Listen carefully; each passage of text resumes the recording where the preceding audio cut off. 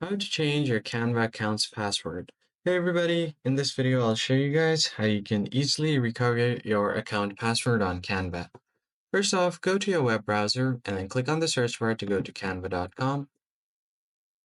Now you will be taken to the login page. So if you already have logged in using your account previously, it will give you a suggestion right here to continue with your account. But what I'm going to do instead is continue with another account.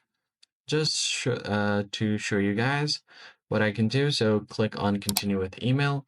You're going to have to enter the email that's connected to your Canva account. Click on continue. Then you'll just ask your password.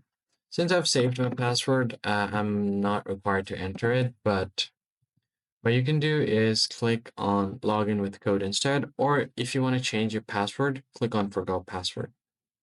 Then enter your email that's connected to your account, click on continue, and for verification purposes, they will send you a code to your Gmail. So let's just open up our email right here. So here I've gotten the code to reset my Canva password. I can just go ahead and copy this, go here and enter the code. Now I can just simply enter a new password and confirm the password here as well. That's pretty much it, guys. I hope this tutorial was helpful, and I'll catch you guys on the next one. Thanks for watching.